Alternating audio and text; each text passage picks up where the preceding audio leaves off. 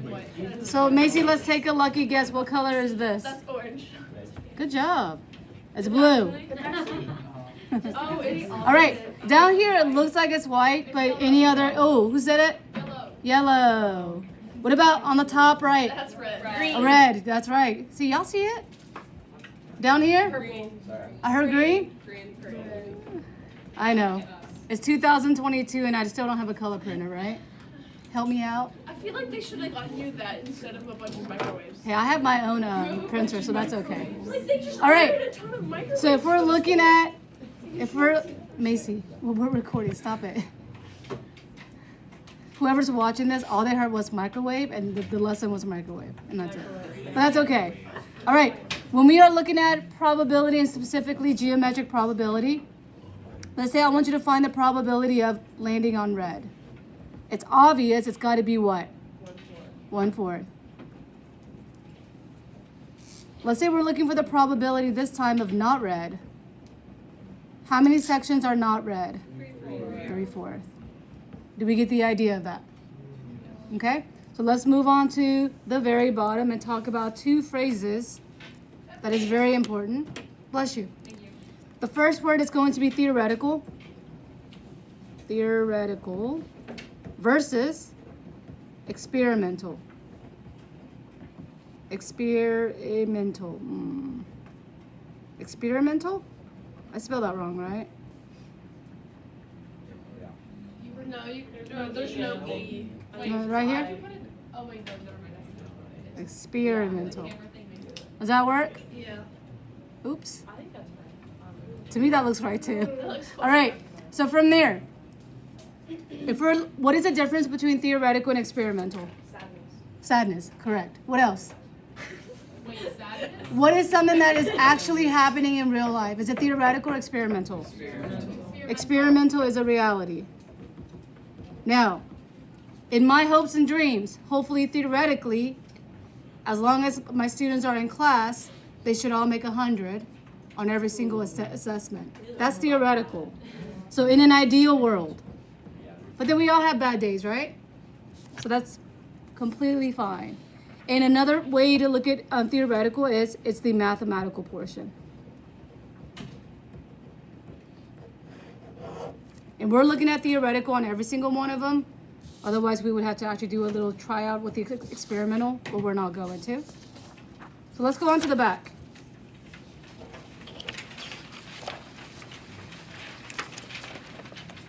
Okay, Campbell, let's read example number 2. A point is randomly chosen on line PS. Find the probability of each event. Okay, so I'm going to take 2 different colors. If you want to be consistent, I think green and pink sounds good today. All right, the first one says find the point or a point that's on RS. So, probability of landing on RS. So P as in probability of landing on RS. So I'm going to go to RS. How many is RS from the figure given? 5. How many is our total? 25. So 5 out of 25. And the answer I want on your assessment has to be simplified 1/5.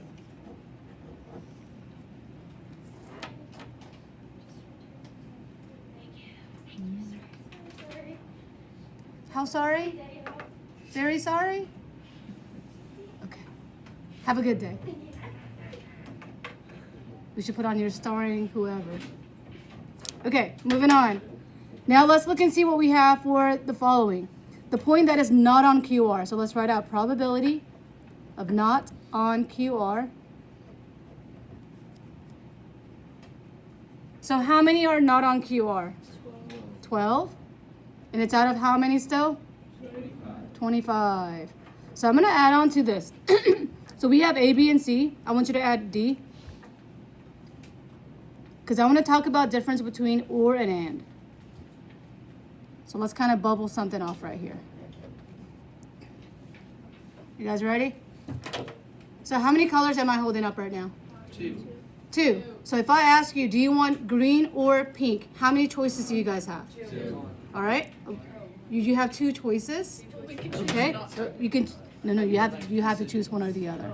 So in this case, let's say or, and the choices that I gave you was 2. So now let's go ahead and change this up. How many colors do I have right now still? 2. 2? I have pink and green. And if I ask you, do you want pink and green? What is the only option you have? 1. It's gonna come as a bundle. So in this case, when you see the word and, I only had one option. So here's the idea. Or in geometry means everything. And means the intersection. Or you can call it the overlap. So let's look at what that basically means in our specific example. So we have point that is on PQ or QR. So PQ or QR. The word or means what? All of them. So here's PQ and QR. So how many are within that? 20. So let's write on here probability of PQ or QR. And that is 20 out of 25. And that could be simplified to what? 4/5. Now let's look at the and. In this question, I'm just making up. Let's say we're looking for the probability of PQ and PR. So don't we already have PR highlighted? So I'm going to take a different color and highlight PQ. And means the intersection. Which one is sharing both of them? 7. So we have 7 over 25. So again, or means everything. And means the intersection. Just heads up on that. All right. So now let's look at number 3. Hey, Jackson, let's read number 3. What is the probability of randomly selecting one of the longer diagonals from along all the diagonals of the regular extent? All right. I want to give you the trick on this one, but I want to do that at the very end. So you know exactly how to if we don't remember anything. Okay? So we're looking for the longer diagonal. So what I want you to do is, let's make as many diagonals as we can first. So from this corner, it doesn't matter where you start. Isn't that a diagonal? Yeah. Isn't this a diagonal? Yep. What about this right here? Yeah. Some of you guys can argue and go, what about this right here? That is a side. It's an edge. It's not a diagonal. Okay? So right now I just made 3. Let's all write out 3. Okay, wherever you want again, put a dot. And let's count the diagonals. There's 1, 2, and 3. And in your mind, you're thinking there must be 3 in every single corner. Let's go to my next one. Is the first one already pre-existing? We can't count that again, right? So we have 1, 2. And then let's go to our last one. Do I already have 2 that is pre-existing? Yep. So the only diagonal is here. Are there any other corners that I did not take into account for? So how many total diagonals do I have? 9 total diagonals. So we can count that no problem. Okay? So then it says we want the longer diagonal. As long as we have an even-sided figure, the longer diagonal will always be directly opposite of the other. And just by the length of it, I hope that's pretty obvious. So let's write the probability of just picking out the longer diagonal. It is how many out of how many here? 3 out of 9, which is 1/3. You guys want the rule? Because what if I gave you a figure that's not 6-sided, but I give you 10-sided, 14-sided, 20-sided, you're going to lose track, right? So here's the idea. You ready? You start with the first diagonal, which is not a problem. Pick a corner wherever you want, right? Make as many. It'll always be that same number, repeat it. 1 less all the way to 1. So for example, let's say we had 4 that we started with. It'd be 4, 4, 3, 2, 1. If it's 5, it'll go 5, 5, 4, 3, 2, 1. That's just a pattern that I've noticed. What's up? Is there a rule for the longer diagonals? The longer diagonal typically, I don't remember at the moment. Let me think about it, okay? There is a rule though. All right, let's move on to, I don't care about number 4. Let's assume we're colorblind again. And There really should be 4 sections. Is it pretty obvious? A little dark line right there. And I know it's harder on my screen, so we'll see. Okay, let's do some lucky guesses. What color is right here? Red. Purple. You're like, ugh, they all look the same. What about right here? Orange. Green. I heard green. What's funny is you guys are guessing and you're so proud when you get it right. All right, and then what about down here? Red. There you go. That was a consensus. It's blue. Blue. That's right. Weird. Y'all are getting it though. You got it. Um, Are you actually? Do you I didn't realize. did y'all realize that? All the ones that are like guessing yellow and like pink.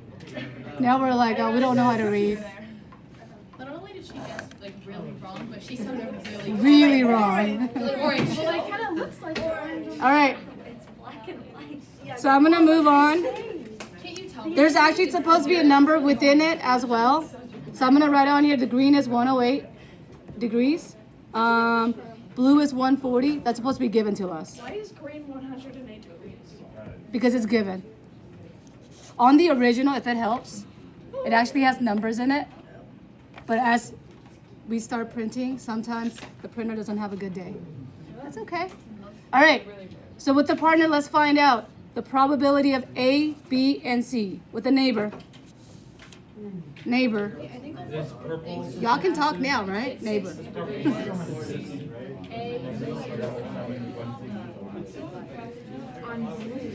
Hi. How are y'all? 140 out of. Wait, do we not know which one's blue? Well, oh, 140 out of 360.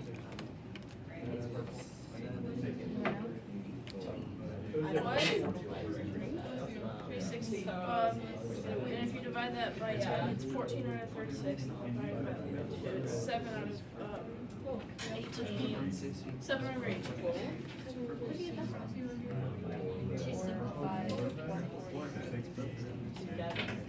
Purple or means and.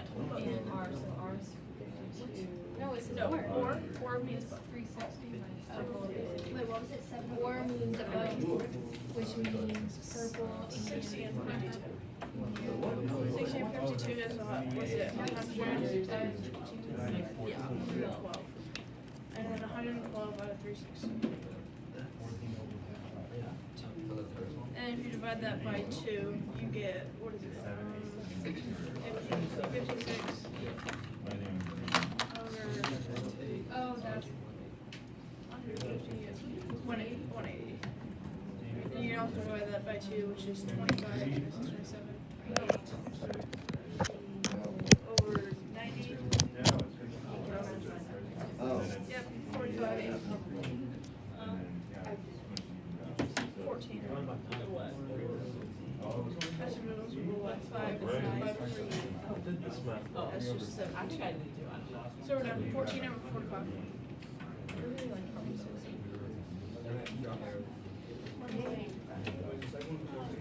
And then point out landing on green, which is 108 or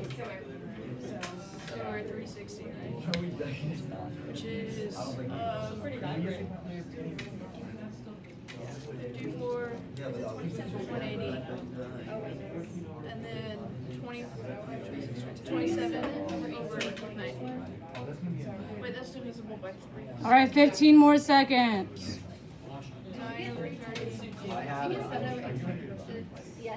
You get 10, so you have 45. You get 3 tenths. Yeah. Yep.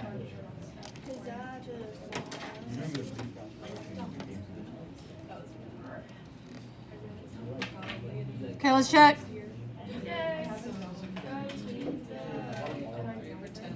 How do we get that purple was 60 degrees? Because It adds up to 360 in a circle. Very good. Yep. By the probability of something, I can't just read that. By the probability that it will you're writing with the next one. Yeah, dude, what? randomly, if it lands inside the large green rectangle, it will land. All right, for number 6, Josh, let's read. Find. Find the probability that if pi randomly lands inside a large green rectangle, it will land on each shape. Round answers to the nearest thousand. So the first thing we have to figure out is what is the area of that specific figure. So on the to the somewhere space to the right, let's write total area. And it says nearest to the thousands, so it looks like we have to use a calculator, huh? Dang it, I was trying to avoid it. All right, grab one if you need to.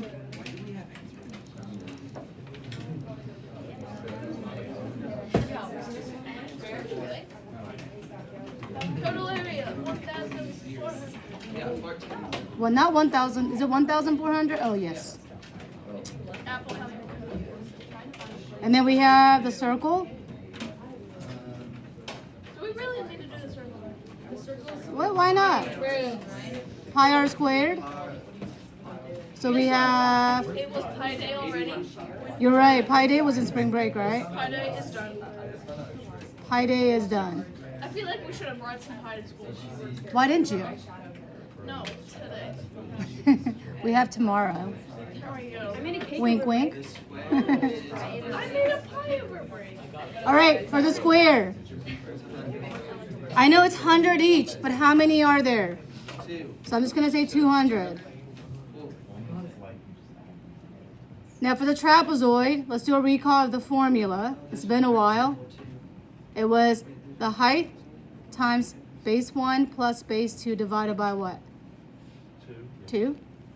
Then I have, in this case, the bases are parallel to each other. That is connected by the height. So our height in this case is 18. Base 1, doesn't matter which one, 34 plus 16. Or 16 plus 34 divided by 2. How many? So 25. Oh. Well, Times 50. 450. 450. 25. Where'd you get 25? All right, now that we have all the areas, we can find the probability. So for the circle, we're looking for the probability of the circle, of it landing on circle. What was this area of the circle? 18 square. 18? Pi. 81 pi What? over the total, which is 1,400. That's backwards. That's okay. And it wanted in thousands, so let's go ahead and type this in. So we have 81, and don't use the pi as in 3.14 rounded, but the actual pi. Yeah, we're eating pie today. That's So then that's going to give us, how would I round that decimal? 0.182. 0.182, very good. 0.182. Are we Boom. doing percentage? No, I just wanted a decimal. Percentage, I guess, will be 18.2%. Yeah. Okay? All right. For the trapezoid, let's write out probability of the trapezoid. How many was a trapezoid? 450. Out of how many total? 1,400. Let's type that in. 450, 1,400. Oh. And I want that in decimal, right? So let's go to math. Is the second one an option? Yes. Ooh. How many? 0.321. That's a fun number. All right. C is quite debatable depending on how you read it. Although there's one right answer. One of the two squares. So it could land up here or it could land up here. So it's basically or, right? So let's write on here, this is an or problem. And or was everything. What was all of the squares? 200. 200. So probability, and I'm going to go square. Am I allowed to do that? Maybe I need to do this. Four-sided figure with the right angle and all sides congruent has to be a square. I know. 200 over 1,400. And how many would that give us? 1/7. Let's see what 1/7 is in decimal. 0.143.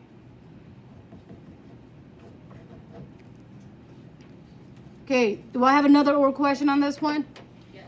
So we have a trapezoid or one of the squares, so we need to go ahead and put them all together. Could you add the B and C together?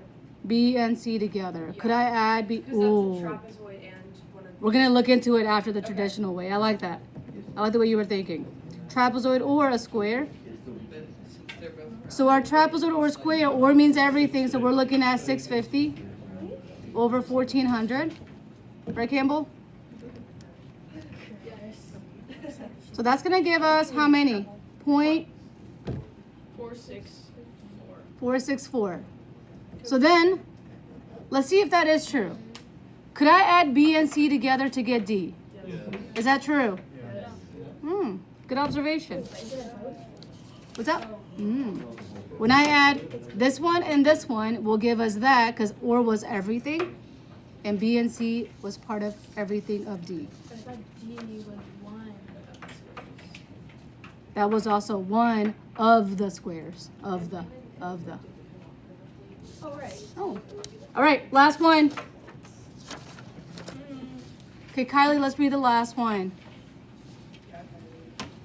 Given segment AB with midpoint M, what is the probability of randomly selecting a point on the segment closer to point M than to point A? All that makes sense, right?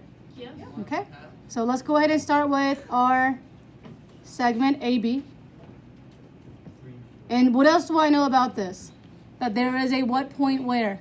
midpoint. Midpoint. So right in the middle, there's an M.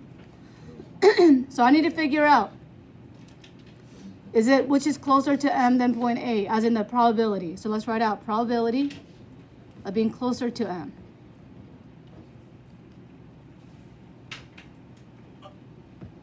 Now, when you're looking at something is closer to, don't you kind of divide it in half and say if you're closer to this way versus the other? So the way I want to look at this one is, also go ahead and cut that in the middle as well. So we want to be closer to M and not A. So let's write on here. We like M, but we do not like what? It's like, oops. So let's see. If I stand right here, am I closer to M than A? Yes. So I'm happy right here. What if I stood right here? Yes. I'm happy here. If I stood right here, am I happy? Yep. Yep. What if I stood right here? No. We start crying.